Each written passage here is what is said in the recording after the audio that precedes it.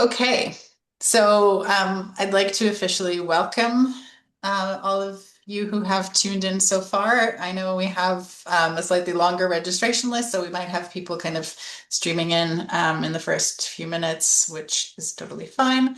Um, so it's my pleasure to be hosting this event today for a number of reasons. My name is Kelley Tialiou. I'm the curator of art and visual culture at the Reach Gallery Museum in Abbotsford, BC. I see that perhaps some of you might be tuning in from further afield, but also local folks. So I wanted to start with a land acknowledgement for where I'm joining the call today, and I'm also going to turn it over to Eric and Desiree to um, do the same if you so wish. So the Reach is situated on the ancestral and unceded lands of Sol or the lands of the Halkomelem speaking Stalo people, who are part of a larger Indigenous family of First Nations known as the Coast Salish. And in reading through your chapter, Eric, and thinking about landscape change, I was actually thinking and how, the surveys in the late 19th and early 20th century, the settler surveys, kind of put an end to many of the lifeways and land-based practices that Indigenous peoples practiced up until that time, and how that became a hindrance to continuing these practices. I was reflecting on the current exhibition that we have here, Parallax, which is focused on this very topic, the demarcation of the Canada-US border and how it impacted Indigenous lifeways all across from the Rockies to the Salish Sea. And so we here at the Reach are grateful to particularly the Mathaqui First Nation, which is the lands whose lands we are physically situated on, but also our neighbors, the Samath First Nation, for their ongoing wisdom in stewarding the lands and the resources that it holds for all of us since time immemorial. And we very much hope that Indigenous knowledge becomes a more significant factor in how land stewardship unfolds into the future. So that's something we're very much supportive of, and excited to be thinking through with community partners in the context of an upcoming exhibition as well. Okay, I would also invite, before I just turn over the mic to YouTube briefly, I would also invite our audience members and participants in today's event to also share any information you feel comfortable about the Indigenous lands that you are joining the call from today. All right, would you like to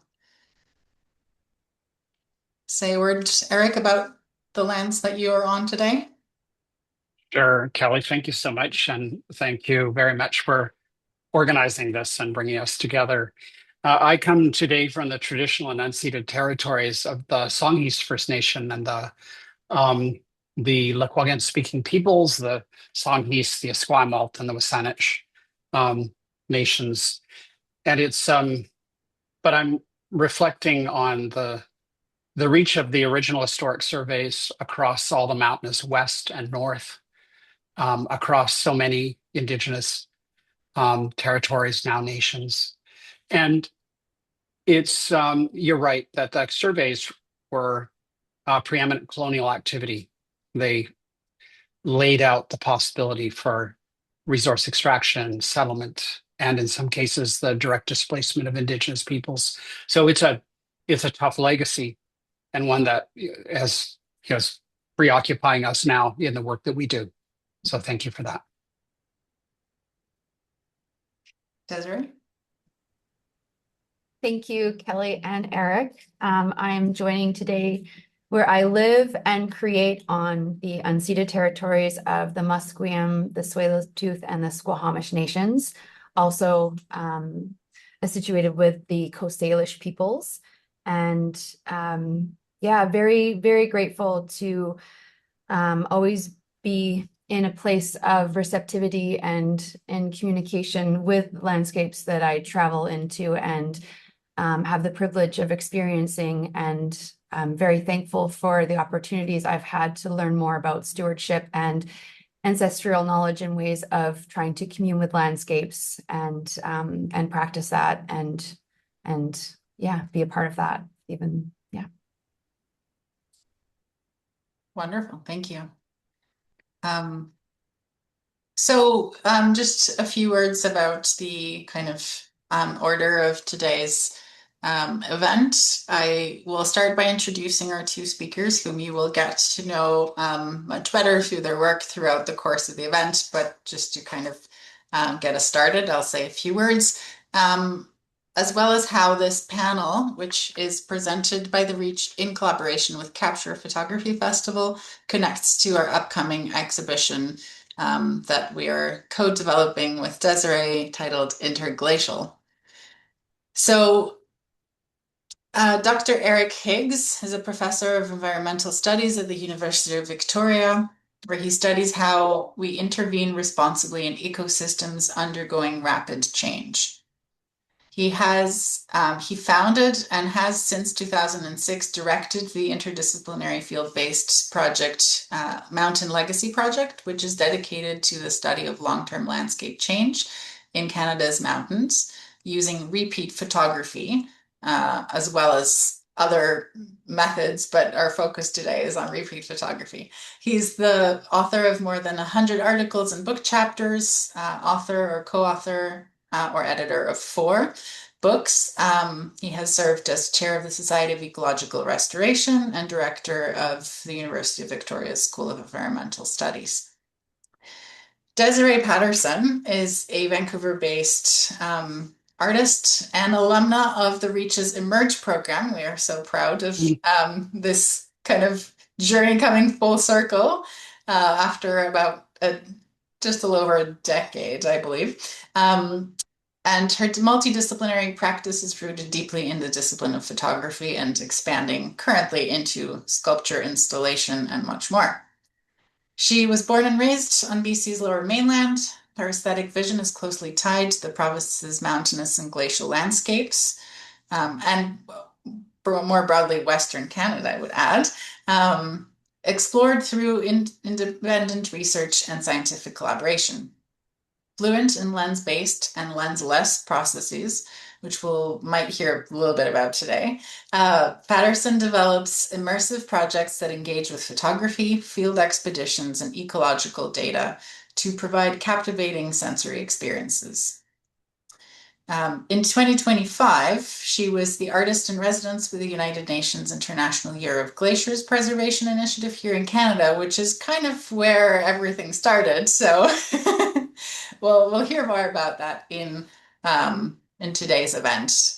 She's also a prominent public artist and has presented projects in collaboration with TransLink, the BC Children's Hospital, the City of Richmond, and soon coming up, the City of Abbotsford later this year as well. So I'm delighted to be joined by both of you today, and I hope that our audience enjoys our conversation. And please also feel free to, as I said, if questions are coming up as we go along, feel free to use the Q&A box if you wish, or save your questions. I don't know how we feel about questions in real time, speakers, but we can. I'm fine. Yeah. I'm fine. Okay, so feel free to also jump in. I will say I very intentionally chose not to set this up as a webinar. I wanted to have the opportunity of communication amongst the group as well of attendees. I really am not a fan of the webinar format. It feels just so impersonal and bizarre to me. So I encourage, discussion to be a multi-way kind of lively affair if you are also inclined. So I wanted to start with just a basic question that will set hopefully the stage for everyone to kind of understand why the three of us are in this virtual room together, first of all, or how it came to be. So how, it's a question for both of you, and you can choose who kind of wants to tackle it first. How did your paths cross, and how did your collaboration come to be in the context of Interglacial?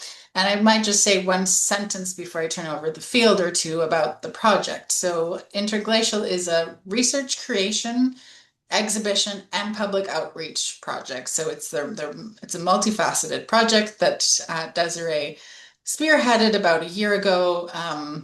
Came to me with the idea of an exhibition, and since then has kind of continued to grow more and more tentacles as time goes by, reaching farther and farther across different geographies as well. And so central to, I might just quickly here move my slides as well. So central to this project is the component of scientific collaboration that Desiree has been developing with numerous scientists, many more than you see represented on this slide. These are kind of the core scientific partners who have, for whom, with whom engagement is a bit more extensive, but there are many more who are not represented here. And so maybe with this, I'll turn it over to the two of you. Did you want me to start, Eric? Why don't you? Yeah, that'd be great. Well, it's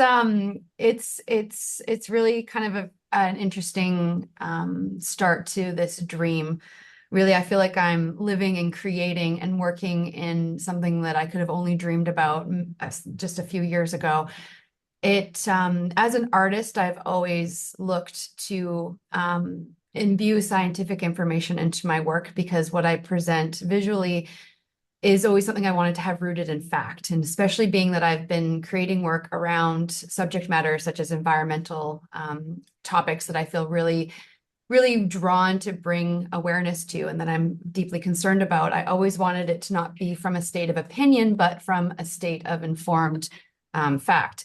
And so I've always done independent research into the scientific papers I could find or whatever resources I had at my discretion. And then it kind of evolved into this yearning to want to go directly to the source and this idea of being able to actually have a direct exchange with scientists that I admire.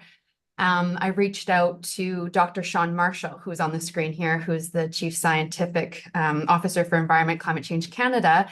And he so graciously, well, actually, let's backtrack. I sent a few emails out to several scientists, and Sean is the only one that got back to me. So being straight honest.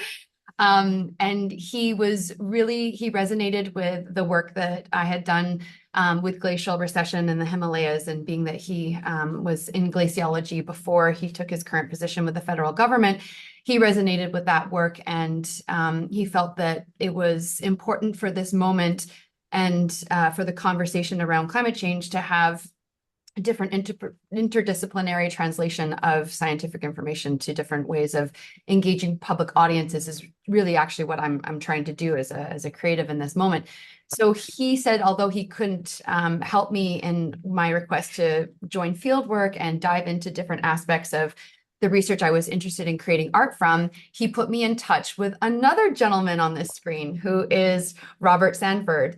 I had the privilege of meeting with him, and he is an individual who has spent 30 plus years working with the United Nations. He's done extraordinary things in his life, and his expertise is really in hydrology and advising policy with all levels of government on kind of like water conservation and just hydrology in general. So it was really inspiring to have Bob come out and meet me and just kind of like affirm the appreciation he had for the work I was trying to make, but also the work that I was trying to realize.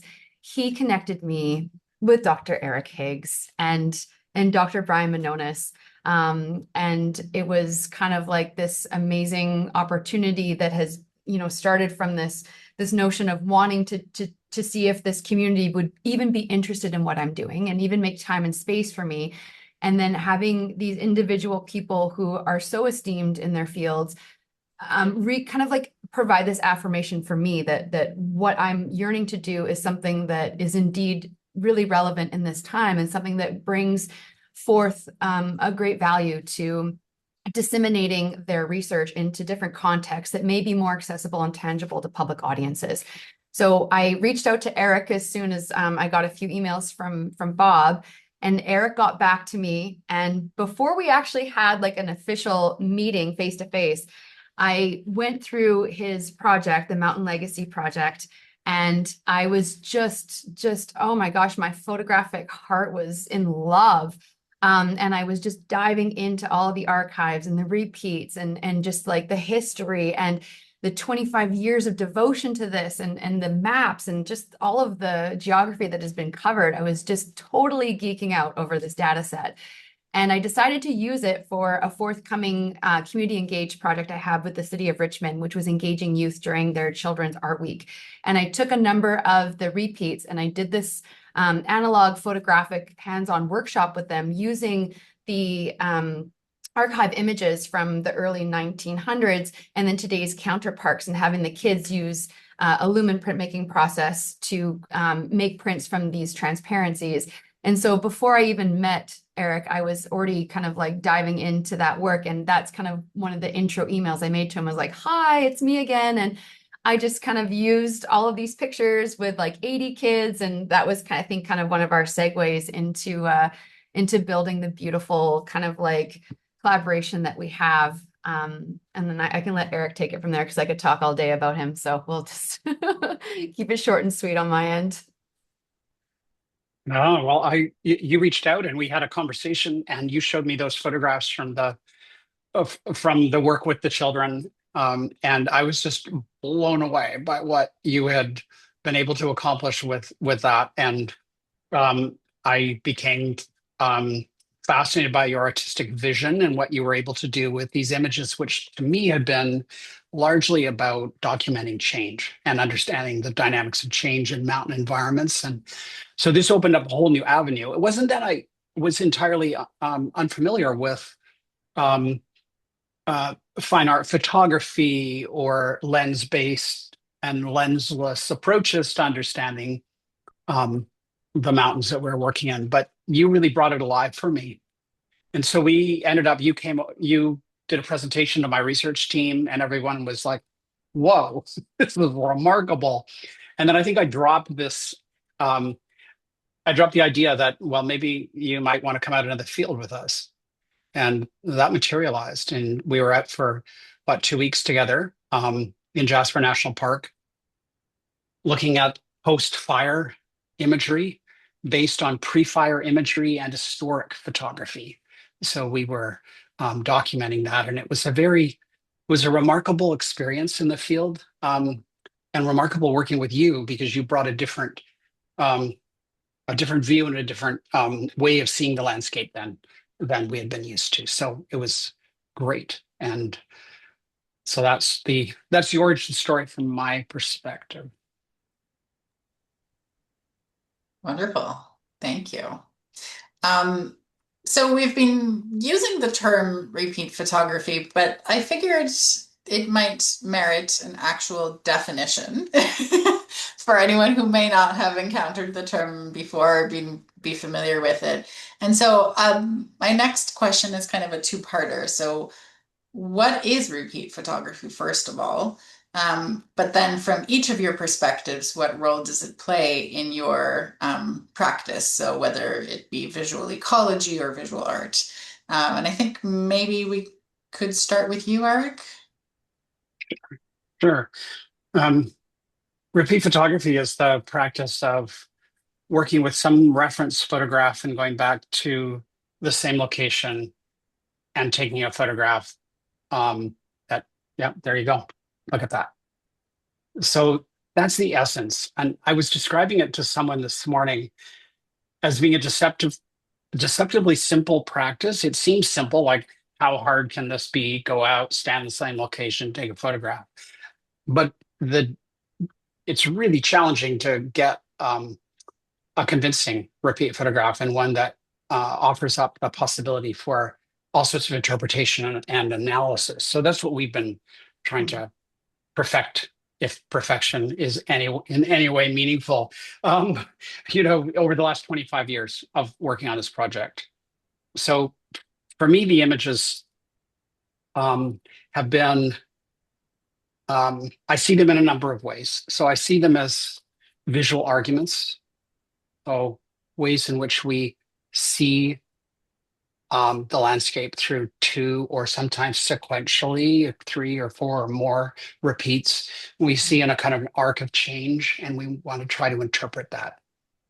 We can also annotate these images in different ways to accentuate certain features. So we can, call out glacial recession or changes in tree composition, the rising tree line, all sorts of different things that we can call out. And then recently, and it's been a journey, almost like the search for the Holy Grail for us, has been to develop software that's allowing us to take these images, which are oblique images in the sense that they are from a promontory looking across at the landscape, as opposed to from an aircraft or a satellite looking down at the landscape. And these oblique images, we can now georeference and spatially project them in different ways. And this is just in the last couple of years, this has been possible. So now it's opened up this, the possibility of spatial analysis for us, the ability to explicitly try to understand exactly what's happening. And we're just on the cusp of being able to do some pretty cool things with that. So that's been exciting for me. But I kind of joke that when I'm out doing photography, I mean, I'm a photographer, I'm not a great photographer in my personal practice. But when I'm doing the repeat photography, I feel like somebody has just taken away all the creative possibility from me, because I have to figure out exactly where that image was done. And I have almost no creative control. And it's kind of funny that way.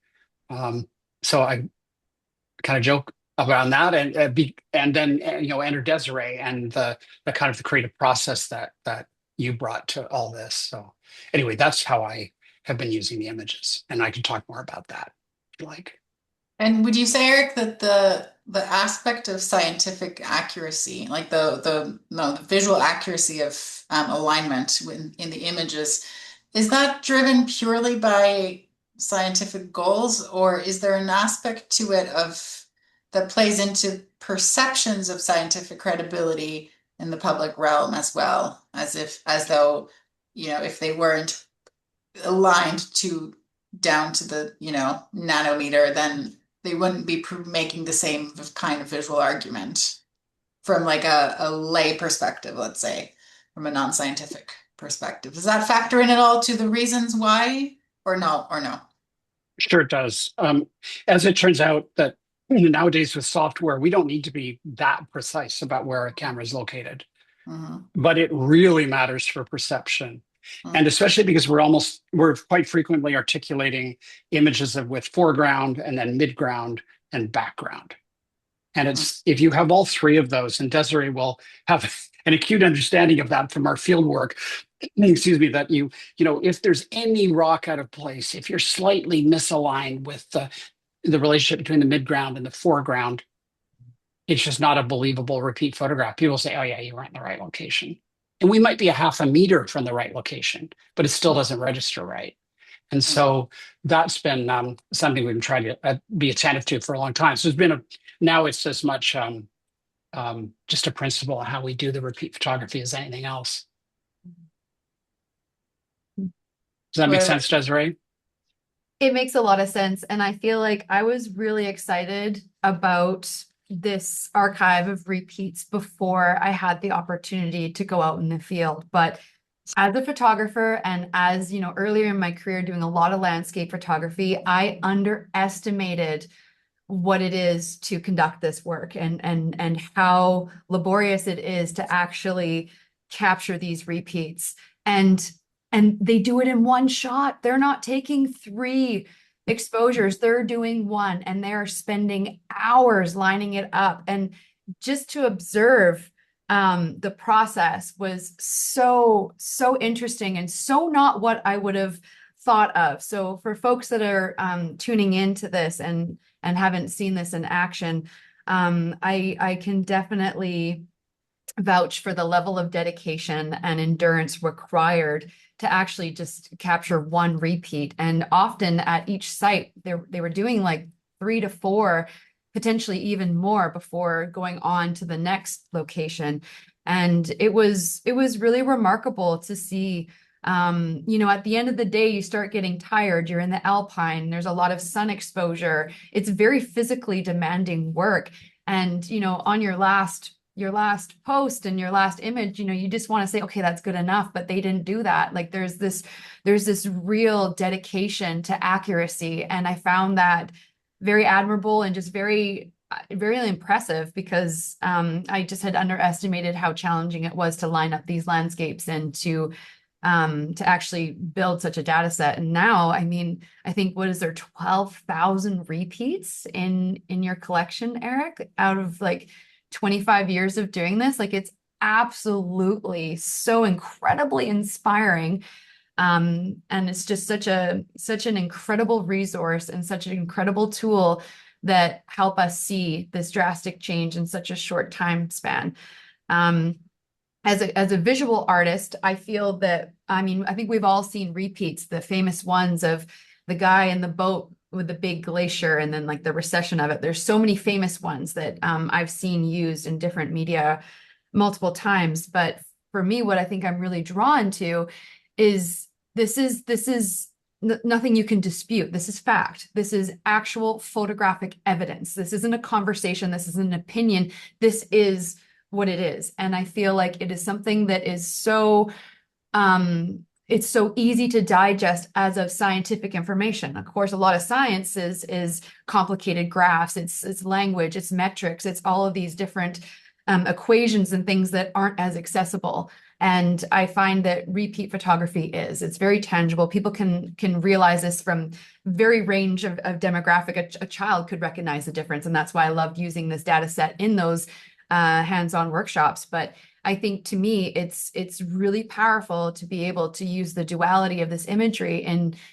a visual lexicon that communicates the change, but through a contemporary lens. And the way I plan to do this in my forthcoming exhibition at the Reach is through a lenticular sculptural approach. And that was actually one of the early maquettes that I showed to Eric and his team when I did that early presentation to his lab at UVic. And everybody that I showed in that moment, they kind of like gasped and they were so excited. So I kind of knew off the hop that I had kind of approached this in the right manner to kind of convey this drastic change in a physical and artistic kind of installation way. But I still think, out of all of the scientific research that I've really immersed myself within, I feel like the repeat photography just carries this tangible,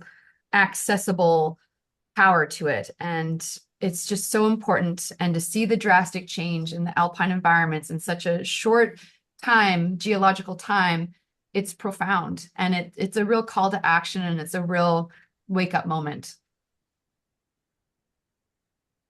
Yeah, thanks for that, Desiree. And I'm looking at the chat and seeing a question from Rosa about the time of season of repeat photographs. And so no, the short answer is that all of our images are done between June and September. That's just the way in which the so-called summer works in the Alpine and most of the mountains in Western Canada. So they're all summer season images, but it's not just the variation within a season around weather, but the interannual variation and now the changes with climate that mean that, you know, getting it on the same day or the same time, I mean, it might be nice, but it doesn't actually affect what we're seeing or how we're able to use the images. So we haven't put a focus on that. You know, if a photograph was taken on, you know, August 11th, 1906, we don't try to go back and do it on August 11th. We just do it during the summer when we can get there. Hope that helps. Yeah. Kelley, do you want me to say a little bit more about the historic images, or did you want to ask about that, or what? Yeah, I mean, I was also thinking that it might be helpful to talk a little bit about Mountain Legacy Project as an entity and an actor in sort of the broader contexts of like visual ecology that we've been talking about here. I might just pull up here the cover, oops, there we go, of your book. Oh, Um, thanks. But so in the before we, introduction to mm, Mountain Voices, you tell the story of how the first seeds for Mountain Legacy Project were planted, which I have had the privilege of reading, but I don't know if everyone else has. So I was wondering if you might be willing to share that story. Um, and so I'm curious, like, how did the vision for MLP originate? I think it's 30 years this year ago. Is that right? Is it the 30th yeah, anniversary? who's counting, Kelley? Who's counting? I am. Yeah, that As was I a was reading the chapter, I'm like, oh yes, I hadn't actually connected those dots until now. And so yeah. then how did it grow from idea to implementation as a multifaceted project that entails both archival and field research components? Sure, And just sort of give the lay of that land. of course. It's like all research. Well, I'd like to think like all good research, it doesn't follow a straight line.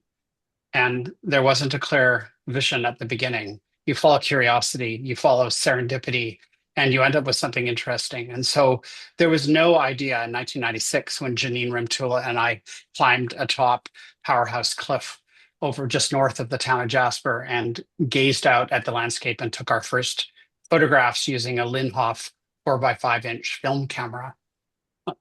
No idea what we were doing.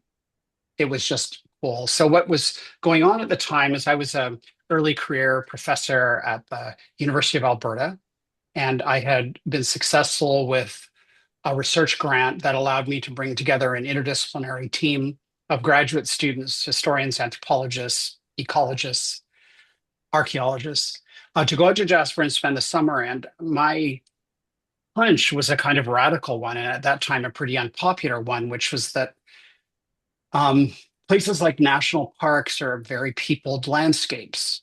So we create this projection, especially in Canada, of these grand wilderness areas.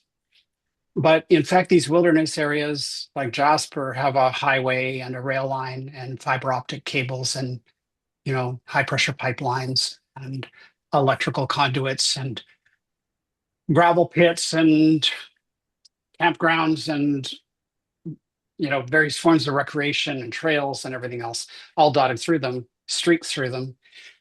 And I saw these as sites for ecological restoration. So right in the middle of this heart of wilderness, so-called, I thought that what we needed to do was come to terms with what our understanding of nature is and what that maybe obliged us to do in terms of offering, uh, recovery to that landscape. And so it was unpopular I don't mean deeply unpopular, but it was unpopular to the extent that that's not how we thought about national parks 30 years ago.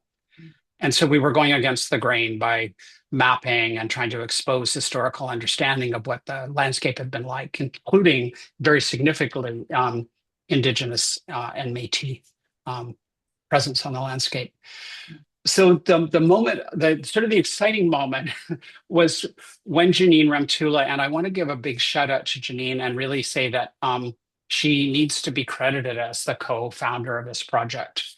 And she's now a professor at the University of British Columbia. She was a graduate student back in the day.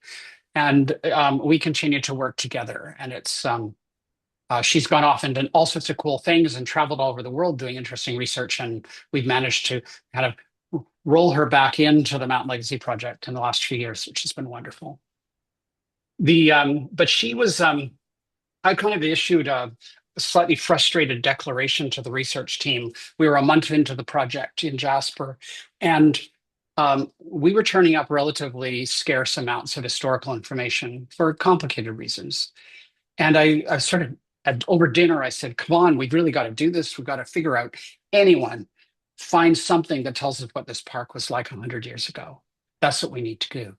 So the next day, Janine was talking to the cultural resource management warden at the time.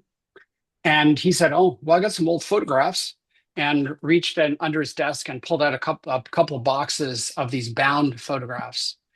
And we had no idea what they were. They weren't labeled as, these are really important survey photographs. We had no idea. They were just like photographs, black and white, likely copy prints, and with a table of contents at the beginning. And that was the clue that gave us a sense that these were somehow like a collection, a systematic collection. And the more we looked at them, the more we realized that they covered most of the main valley along the Athabasca River. And there was one that stuck out for us called Powerhouse Cliff, which we knew about because we were staying in the park about a kilometer away from it. So that's when we went up with the photograph. I'm kind of embarrassed to say this now because they're so valuable, but we didn't know anything about them, and the park just kind of loaned them to us. So we actually took it out to the top of Powerhouse Cliff and looked at, expecting it'd be really easy. We'd just find the spot and kind of like dial it in.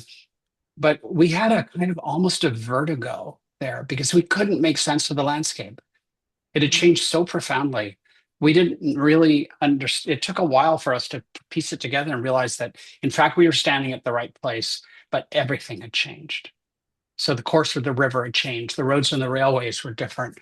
There was now a power generating station in the foreground, and the trees were the dramatic story. It was closed canopy lodgepole pine forests now, or at least back in 1996, that had been this open patchy landscape 100 years before.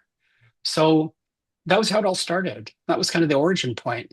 But it's a long, I won't go through all the serpentine paths, but over the course of 4 years, beginning slowly, and then in 1998 and 99, we repeated the entire survey based on those images that we had found in Jasper. So there were 92 separate locations, mostly mountaintops, 735 photographs. And we repeated all of those over a 2-year period, starting 4 years earlier. And then we thought we were done, right? We thought that was it. And we had a colleague in history at the University of Alberta, Ian McLaren, and archivists working on our behalf, digging up, any kind of account and understanding of what these images were. And it turned out we started to get the sense they were survey images. We didn't know how significant the survey was. And when I asked about photographic negatives, it seemed like the collection had been destroyed because the archivists had found records of a kind of a schedule for destruction or disposal of the images. And so we kind of almost gave up, but a lucky break later that I think I write about in the introduction led us to one of the facilities at Library and Archives Canada that was storing, or I should say, it wasn't Library and Archives Canada at that time. It was Government Records Centre, where government records went for long-term storage before they were accessioned into the archives. And 2 graduate students who were doing work with a lot of persistence and a bit of courage managed to find several hundred cardboard boxes filled with glass plate negatives that had been misfiled as maps, which led me to this convenient and I think lovely conspiratorial idea that some enlightened civil servant back in the 1980s had deliberately misfiled these glass plates so that they would be protected. I have no idea if that's true. Probably isn't. But anyway, it allowed us to locate them, and then eventually, over time, in the aughts, in partnership with Library and Archives Canada, all those glass plate negatives were brought into proper accession, about 70,000 of them, and then given the sort of curatorial care that they deserved. So we've been working from that collection. It turns out as well, there's a collection of around 40,000 glass plates here in Victoria at the Royal BC Museum and Archives that we're just beginning to work with now. So that's kind of the start of it. And just to say, sorry, I'll go on just a little bit more, is to say that we're the only country in the world that seems to have deployed photographs in the service of topographic mapping systematically. So that's why it was a kind of a cost-saving measure. We surveyed across the prairies. It was relatively straightforward using traditional survey techniques. And then they hit that wall of the mountains. And it was like, whoa, this is going to be hard. There are so many mountains, and it's so tedious to do the surveying accurately. And it was in the 1880s, a technique was developed to use photographs in the service of topographic mapping. So a combination of photography and angular measurements from mountaintops allowed for surveyors to create accurate maps. And so the photograph, the glass plate negatives, are the byproduct of that process. And so almost every pointy bit of rock in Western Canada had surveyors, either from the Dominion Land Survey, from the BC Land Survey, from the International Boundary Survey, the Interprovincial Boundary Survey, even the Military Survey Establishment, or a Geological Survey of Canada as well, all using photography in the service of mapping. So, okay, I'll stop there. And I'm kind of struck by the irony too of the glass plates, which also just like that archival mishap in my curatorial mind makes absolutely zero sense, because anyone lifting those boxes should be able to tell the difference between a box full of maps and a box full of glass plates. I have However, no idea. I'm also struck by the irony that, having labeled them maps, it's kind of a perfect irony. It's like it's kind of alluding to to this whole sort of notion of photo topography that you discuss in the intro, and how photography became a tool of map making. So there's something kind of interesting there to me. We have a question in the chat about the geographic scope of MLP, which I understand to be Western Canada, but if you want to delineate it a bit more for us, Eric. Yeah, sure. Kelley, would you mind going to the previous slide, please? The one that shows the those two images, the paired image. Yeah. Oh, right. Okay. Yeah. This one? There we go.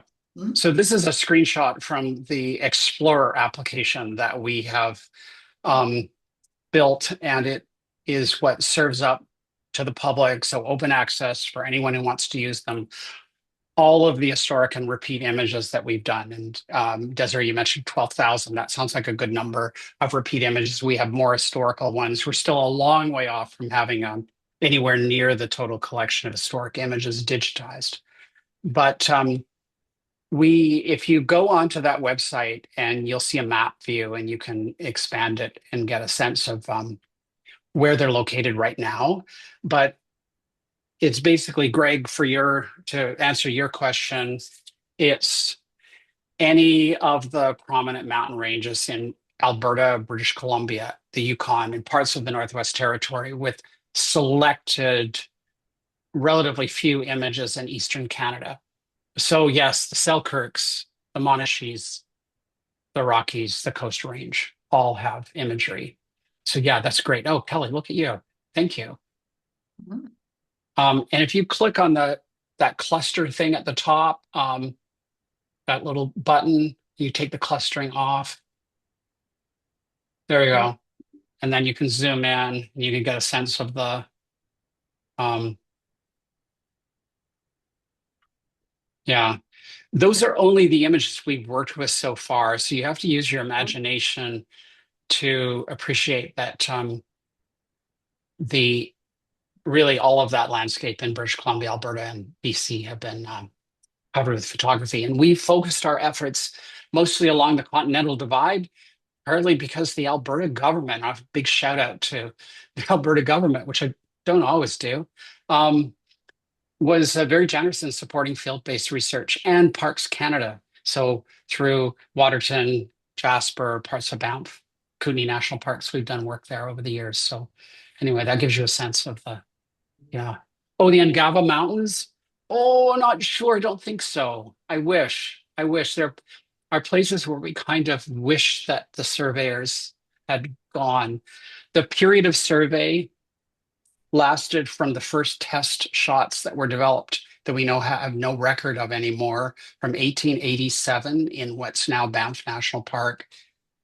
1888 is the first year we have photographic records.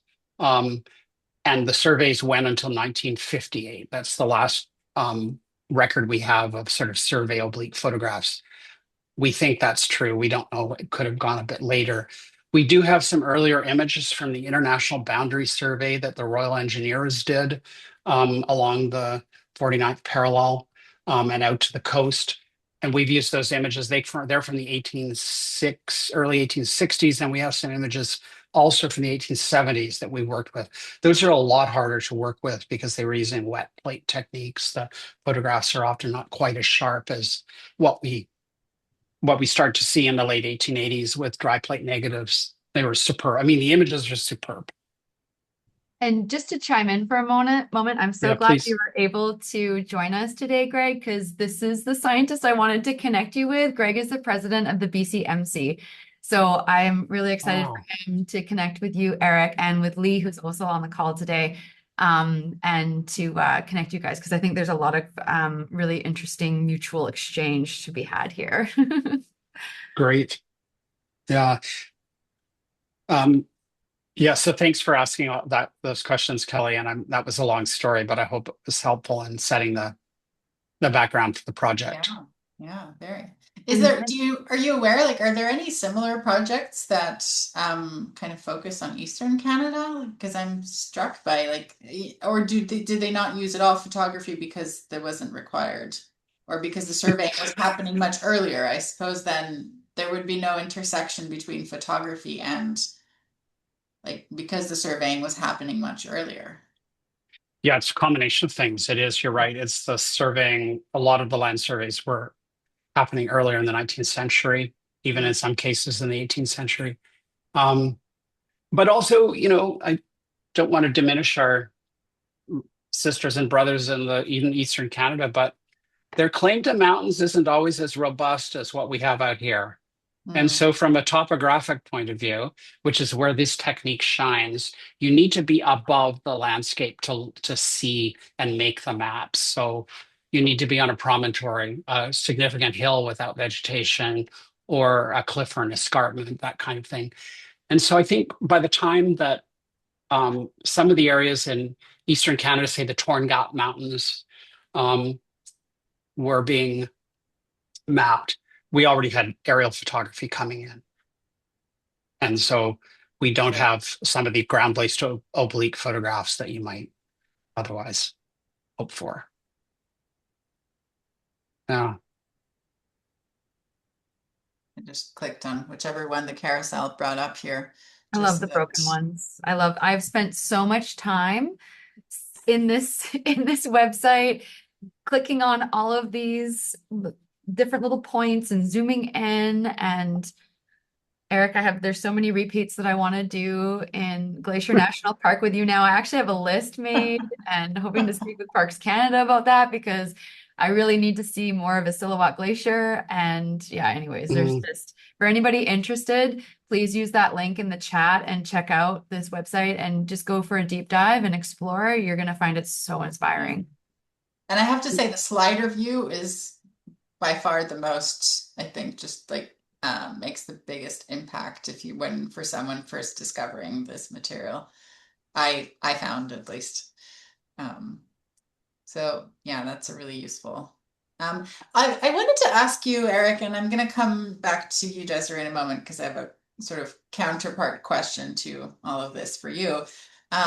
But before we kind of veer off too far, I wanted to ask you, Eric, about so you referenced a little bit sort of changes in early photographic technologies and how they impacted um, this type of work. And earlier, you also spoke about how contemporary technologies relating to geomapping, like geotagging, contribute also to changing the landscape, if you will, so to speak, of the work that you do. Are there other um, technological shifts that have sort of changed the course of how you do your work, whether it's camera equipment or otherwise software, GIS? I don't know. sure. Yeah, yeah. I mean, at some level, no, and at other, like in the quick answer is not too much, and the longer answer is there's a lot. So, Mm. I mean, in some ways, a camera is a camera. Yeah. Desiree, you may disagree with me, but a lens-based device is like whether you're onto film or you're onto glass or you're onto some other substrate, it doesn't really matter. So we use really great medium format, high resolution camera systems made by Fujifilm, and they're fantastic. We love using them. But that, and it really hasn't changed that much. What digital photography allows us to do, though, is have a much higher dynamic range. So in the old days, film, you'd be able to do one or two stops over or under and still have decent, um, be able to work with the image as well. But with digital sensors, we can go 10 stops under, 10 stops over. So we can pull out information out of the deepest shadows or the most burned out sunlit areas. And so that's the magic of digital photography for me. It's been really helpful that way. I'm not sure it's really saved us a ton of time. I mean, it's a lot of work to process digital imagery and to do it well and to archive it. And Um, also resource heavy, because I mean, like people think, oh, automatically like, oh, you don't need film and you can take many more images, but like the data storage capacities required for this level, like this caliber of image file, um, not to mention everything else that you're also digitizing, plus the ones that you're capturing anew, is pretty massive. And so I don't know, like, yeah. have there been challenges around that aspect of managing MLP at all? There are challenges. We are so fortunate to be partnered with the Digital Research Alliance in Canada, which is the high performance computing network that serves agencies and universities. So we have a great supercomputing cluster here at the Arbutus cluster at the University of Victoria, which is one of the bigger ones in the country. And so they're able to store our um, I don't know, we're up towards 10 terabytes of image data, and to back that up. I mean, it's one thing to store. It's like storing in your laptop, right? You've got it stored in your laptop, but what if your laptop dies? So we have to keep all those backed up. And so being able to work with a team of research computer specialists has been great. So it is challenging that way. But if you're asking about technology, so that's one big technological Plus, I imagine a change. pretty Yeah. robust like set of metadata that Mm. accompanies the database, I would imagine too. Yeah. Yeah, we're trying to preserve lots of metadata so that we leave good cookie crumbs for people in the future. Mm. I guess another big advance for us has been the development of point clouds through the use of aerial LiDAR sensing. So this is laser sensing of the landscape, which provides highly accurate models of the terrain. Um, Mm. that's been vital because that's been served like a kind of Rosetta Stone to allow us to work with those oblique images and then to georeference them using that intermediate digital elevation model. So that's been a key for us. So without the digital elevation modeling through LiDAR, we would not be able to do some of the analytic work we're doing right now. And so that's another technology that's been developed. And we've also found that when we used our old, phone-based GPS units, to get our, location of where the camera was, it turns out that's not quite as helpful as having a proper GPS unit that gives you like centimeter accurate, 10 centimeter accuracy. So there's things like that play into the work that we do, um, Mhm. that make it technologically demanding, I guess, at times. Just keeping the batteries charged is our biggest challenge on a day-to-day basis. How long is a typical expedition for you? Like, how many days are you out in the field at one given time, like for in a single trip? Um, well, these last few years, we've been averaging 2 to 4 weeks. We've Mm. done as much as 12 weeks. The longer and relatively seldom are we overnight into the backcountry, Mm. because we found that the effort to do that and to deal with everything that we are doing is requires more support than often we can muster financially, so Mhm. helicopter or horse-based provision of materials, setting up a proper camp so that people are staying dry and safe. All of those things are demanding. So we don't do that so much. We have on occasion, there's lots of stories that come from those moments. We might be doing that again this summer in the Garibaldi area. Lee Johnson is going out and leading that. But yeah, so we're out, and I mean, Desiree, why don't you talk about what you experienced this past summer when we were working in Jasper? Oh yeah, I had the time of my life. And I think one of my favorite key memories is really hearing some of these stories that Eric and Janine have of some of these crazy situations that they were in trying to capture repeats, and then lightning coming and them having to like run for their lives, and all of these other stories that really put into context just how challenging this work is, and just how adaptable you have to be. And in my own experience, I got to join MLP at like the best time, so there wasn't a lot of hiking involved. It was pretty cushy this summer. Luckily, there was some great support from Parks Canada, and we got to go via helicopter to most of the places, and that was pretty amazing to see, and to even that, having that kind of like transportation provided and not having to do these big ascents and descents with gear, I still found it physically demanding, and it just gives me so much more appreciation for what was done before that kind of support was offered to the project and to this archive. And so I feel like it's really, it was a real privilege to experience it.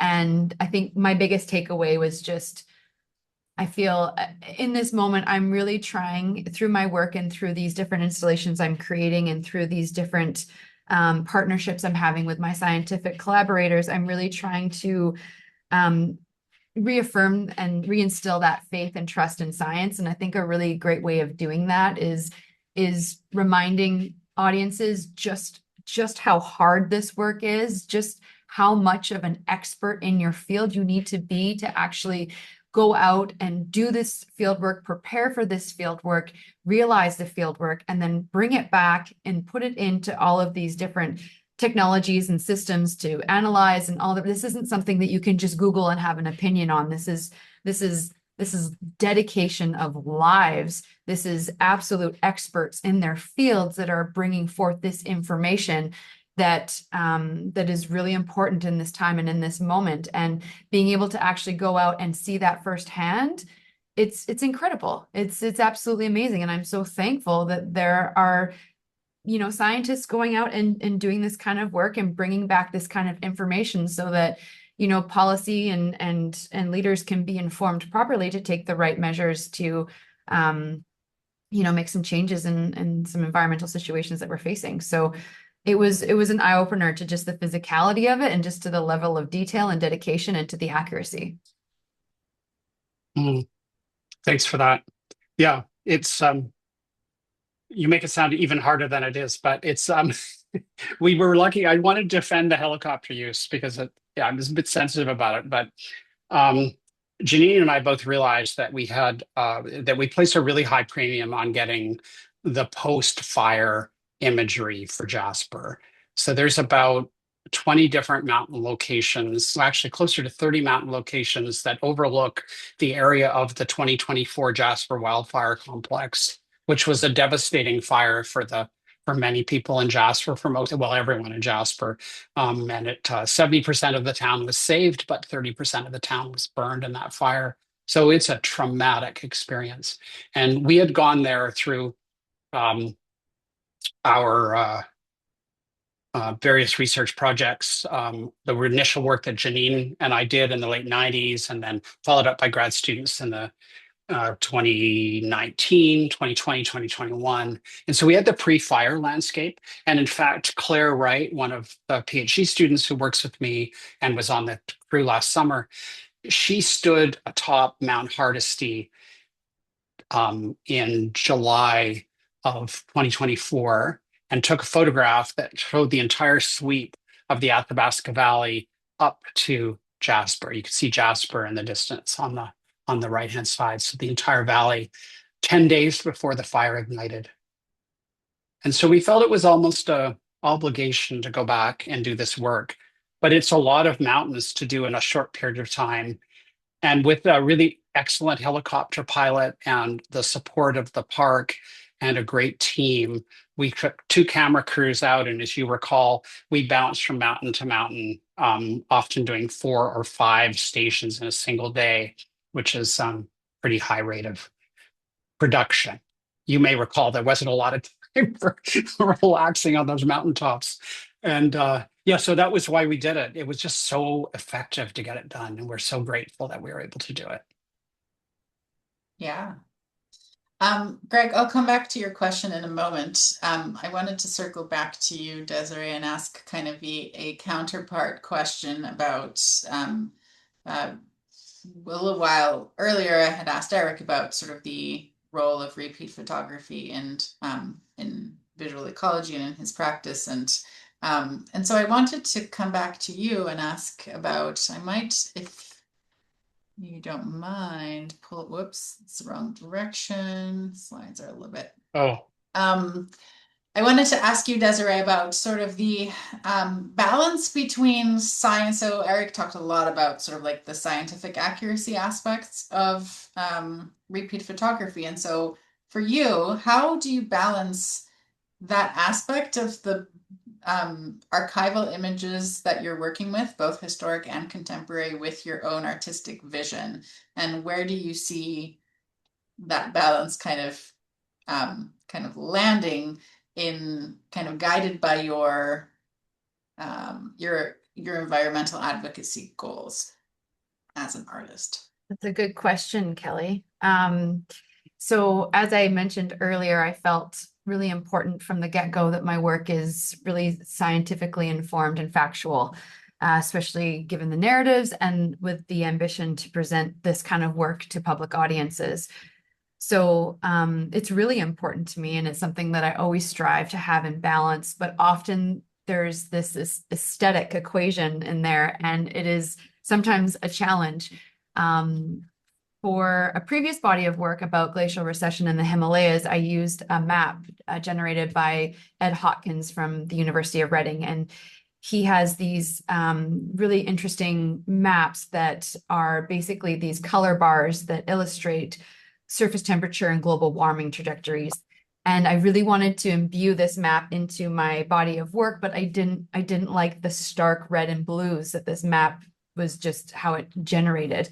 So I had to have my way with it artistically, and it meant a lot to me to ensure that like the deviations between these colorations were still to some point accurate in what this information is telling. Thank you.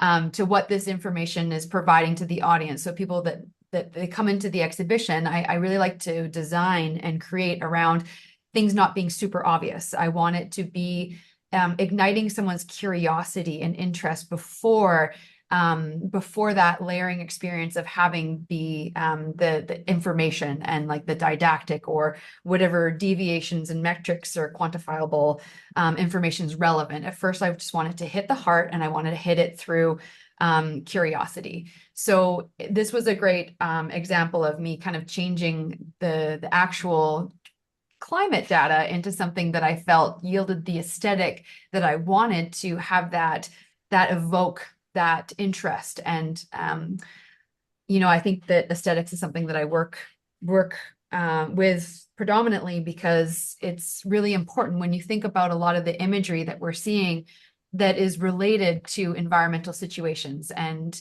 a lot of it is scary and it makes you close down. I'm really trying to do the opposite. So when thinking about how I can work with Mountain Legacy's data set, I really wanted to do something that didn't deviate too far from the original archives, because this is something that I want people to not question or or to kind of like still see that this is actual data. This isn't it's kind of this dancing act between contemporary art and data. But I'm going to just show a little something because this is what I do in all my Zoom meetings and everything else. But this is one of the lenticulars that we're going to have. And so I've used kind of my iconic kind of pink coloration That way in we can see you figure the out stuff. contemporary one, and then I've left the original as is. So this is actually just a small maquette of my 15-foot sculpture that will debut at the Reach in June. But this is the Athabasca Glacier and Mount Andromeda behind it. So we're seeing in the 1900s, what is this, 1908, Eric? Do you remember offhand? I think it was. I don't remember offhand, but that sounds right.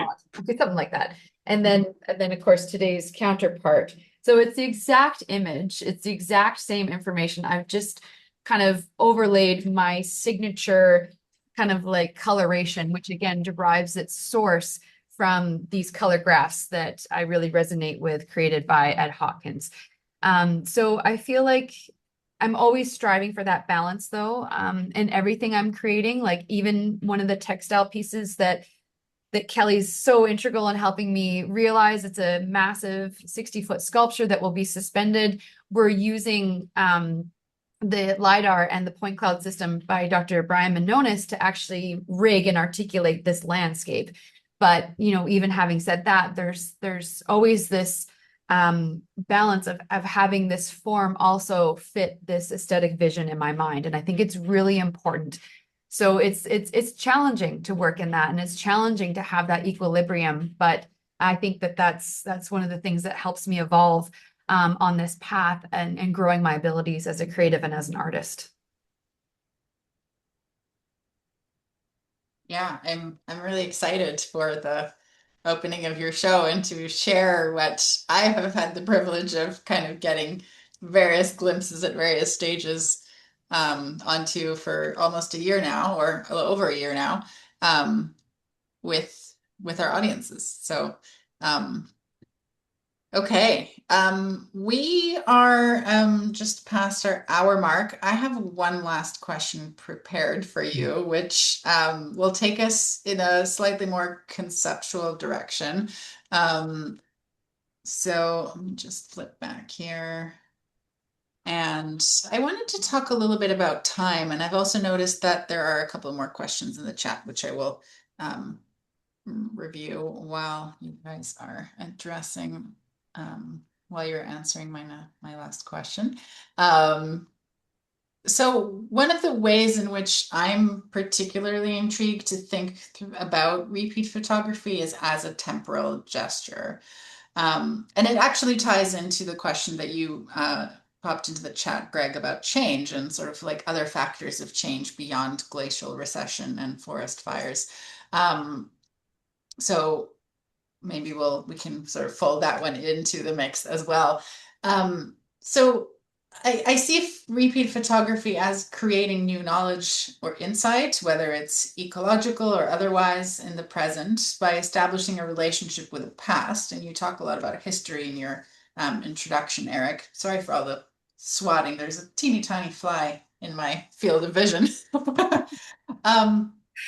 And yet, within this whole project, within Interglacial as a whole, but also in the work of MLP, they're also, the work of your colleagues, Eric, in glaciology, for example, there are multiple, it seems to me at least, temporal regimes at play in these discourses. So there's one scholar, Jaco Temper, who points to the problem of the multiple and incompatible timescales within the Anthropocene, which I find particularly helpful. And this kind of binary between deep time and micro time, and how deep or kind of geologic time, which again comes up in the introduction to the book, seems intellectually like such a difficult set of ideas to reconcile with the urgencies of the now and the micro time when we talk about the climate emergency. And I'm also struck by how, this phrase of like things progressing at a glacial pace, quote unquote, is kind of being pushed in the opposite direction, because, glacial change is actually happening way too rapidly for anyone's good. So I wonder, and if whoever wants to start first, if you might sort of unpack how you each think about sort of this tension between different time scales in your work? All you, Eric, All. to go first. That's a Yeah. tough one. Right. That's a huge question. That's And it's a challenging one.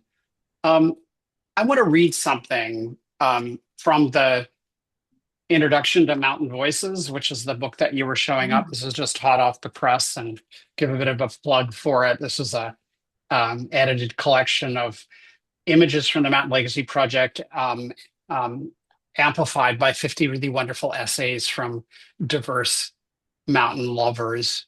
And but Zach Robinson, who is a co-editor, he's a professor at the University of Alberta and very involved in the Alpine Club of Canada, wrote this particular part of the introduction. I remember, I mean, we co-wrote it, but I remember this paragraph being his at the beginning, and it's lovely.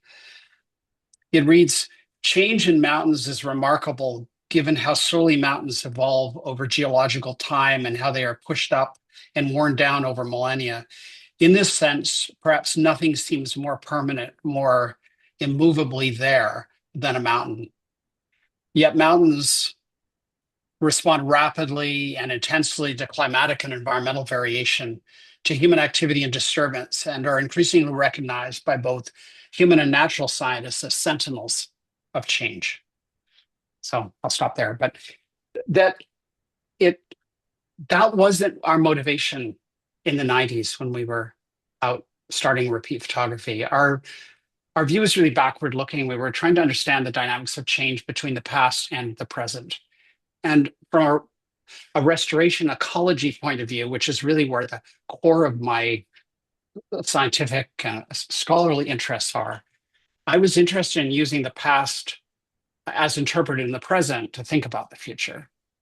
But now I'm realizing that the images are perhaps most valuable as documenting a time now when climate is affecting these mountain landscapes in, well, I'm going to say it, relatively modest ways compared to what they may do in the future.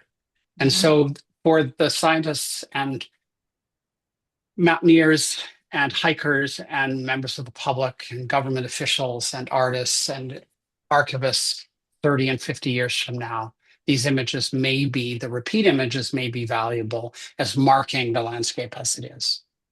So anyway, I'll start there. There's much more to say to your good question, but not to mention Desiree? too that when you Or, have multiple repeats rather than just one, a past and a present, it also kind of like explodes that notion of there's one now and one past. And depending on where you stand in the continuum, you might get a different perspective of how do we fit into this time continuum, which has like important ethical implications for environmental responsibility in my mind, at least. Yeah. Desiree, how do you think about futurity in your work? Well, I love this question, Kelley, and it just shines a light on how brilliant you are and how your beautiful contemporary brain works. For me, time is a huge factor in obviously the materials that I'm going through and the geologies that I'm learning about and the time scale. But it's also something that I embed within the processes that I use to create the work to have that symbolic, poetic undertone.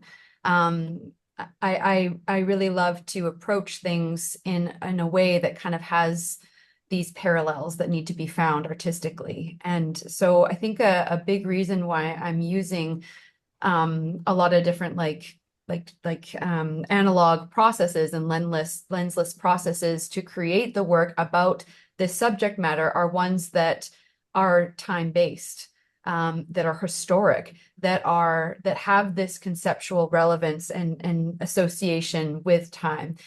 And I feel like because it is such an important part of the conversation. So that's kind of one way that I'm working and playing with these different thematics in the work and trying to bring different levels of that in subtle ways through process, materiality, etc. I think that, in a moment where it seems like time is pressing and there's,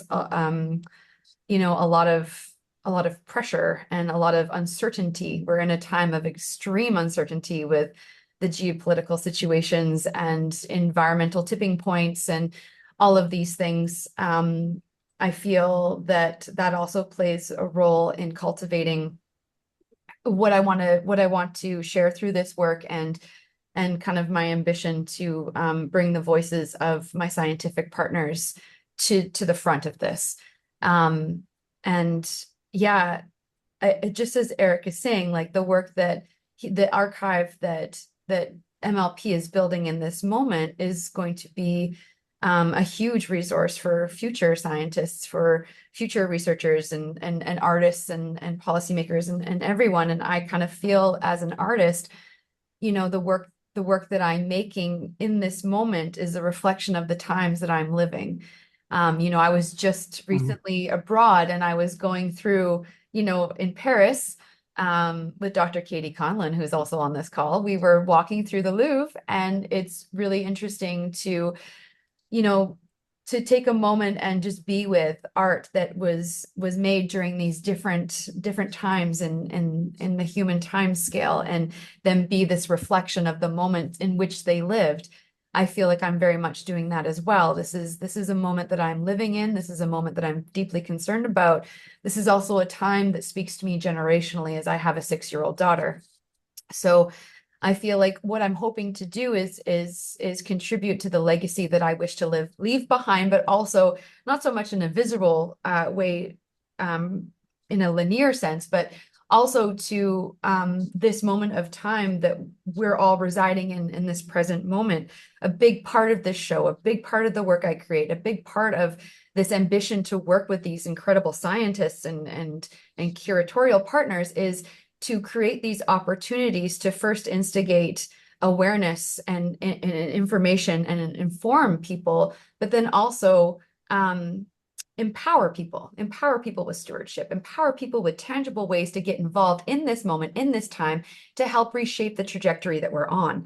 So there's a lot of components that go into this, but yeah, time is really important to me, and thinking about it in multiple ways and in other aspects that at the end is really motivating, trying to engage people in these environments, in these situations, in the scientific fact that we're being told in this moment, and empowering people to rally and make sure that our elected officials who are working for us are truly working for us and not other interests. So yeah, I appreciate the question, and I might be going a little bit off kilter here, but yeah. No, that's great.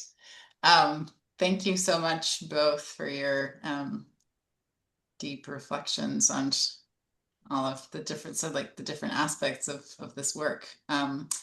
I'm briefly looking here through the chat, but if folks also want to just unmute and chime in, or however, if there are any other questions, we have about 10, maybe 9 to 10 more minutes of our speakers' time today. And so I would invite you all to, I'd love to open the floor. I know, Eric, you responded to some of the questions in the chat, but if there's any follow-ups to those questions. Just as people are maybe gathering thoughts, I wanted to offer one more comment on your time question, and just to thank Desirée for such an elegant way of describing the urgency of the moment, and how images and words and visual art, lens-based and lensless is a new term for me, can contribute to our rallying our commitments.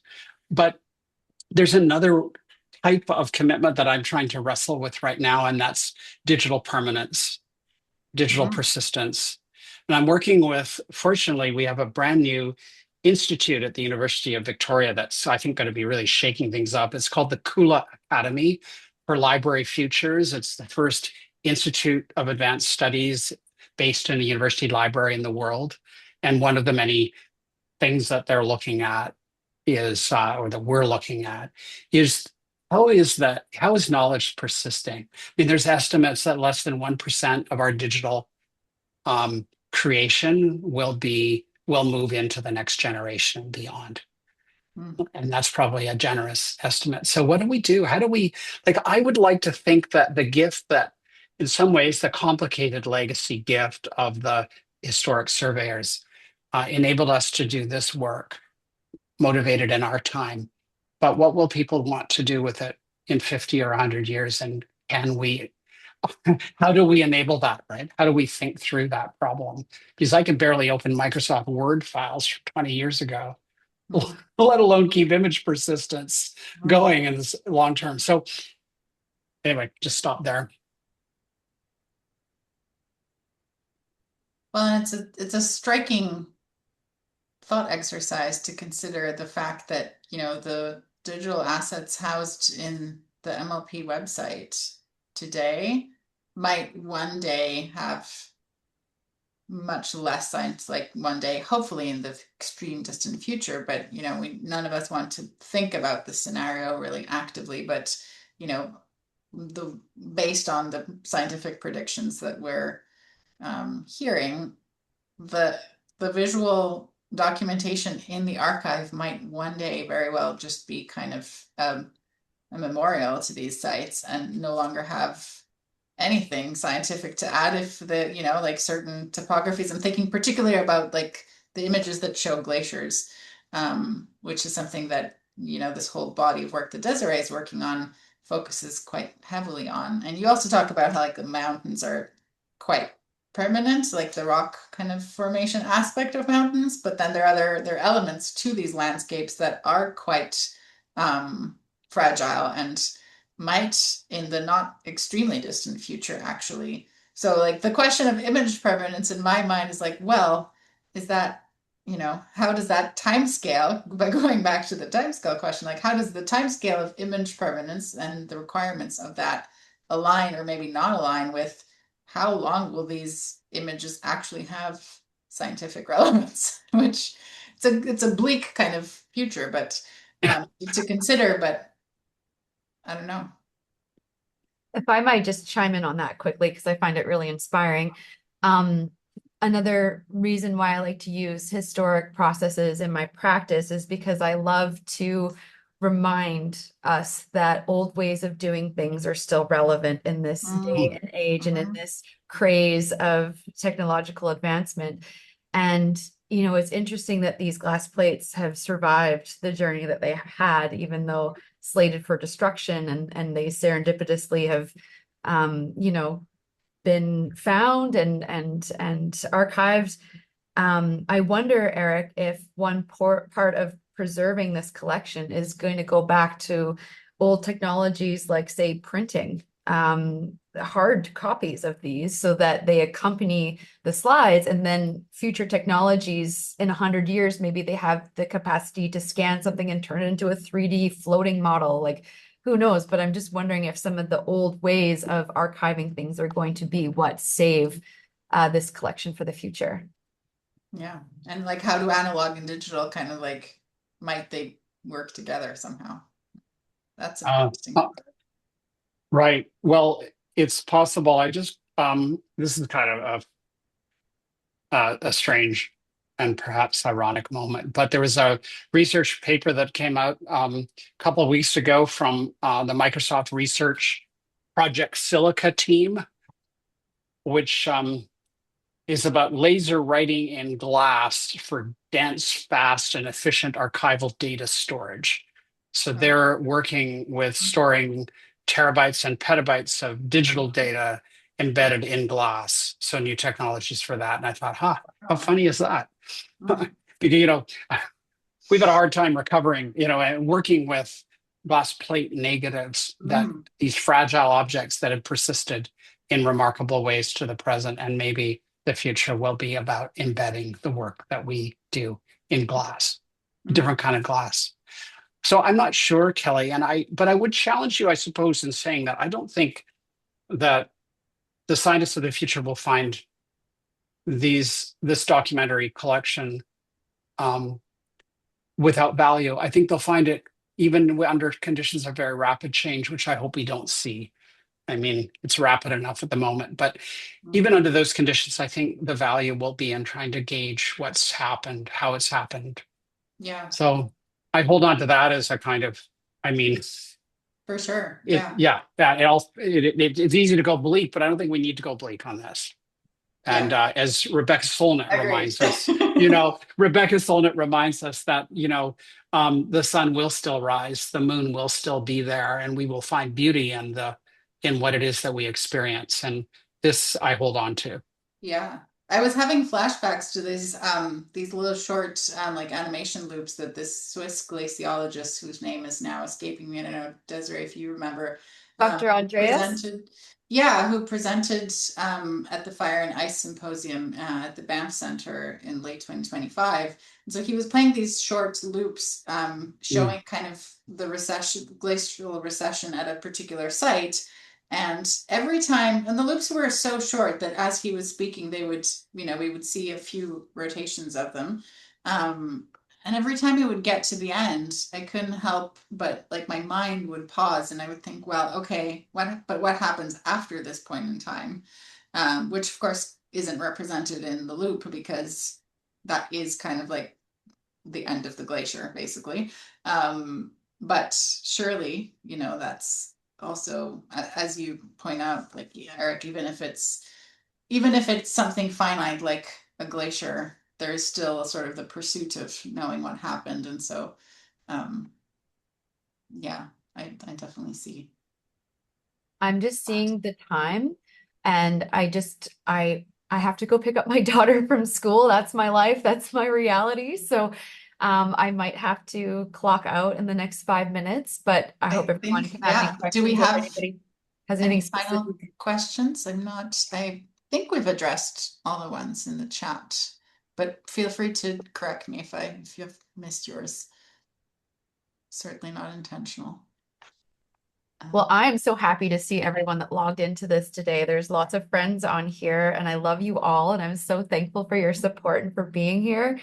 There's several scientists on this today who have been very supportive of my practice and that are helping me expand this work and carry this message through to public audiences. So it's really great to see you all. And yes, Rosa, we are hoping to make this available after the recording, available afterwards. Can't say exactly how soon, but stay tuned on our YouTube webpage, or feel free to send me an email if you're interested. Well, thank you What so a much to both of our speakers. Oh, sorry, Eric. Go ahead. No, I was just going to say thank you, Kelley. I just thank you for being such a brilliant moderator, and Desiree, what a blast it is working with you. Thank you for opening up my world. Back at you. And for anyone in the audience who is reasonably local to the Reach, I would like to make a shameless plug. Interglacial opens June 27th. It's a Saturday afternoon. Please pencil it into your calendars. There will be more information coming out on our website very soon, but for now, we would love to see you at the opening and experience Desiree's work together. Yay. Oh, that's so good. Love all these comments. Thank you. Yeah, thanks everyone. Thank you. Thank you, Eric. Thank you, Kelley. You guys are amazing. Appreciate it. Thank you, everyone. We look forward to seeing you on June 27th. Yeah. In a race to school. Okay. See you soon. Right. Bye, Thanks, everyone. everyone. Have a good afternoon. Bye. Bye.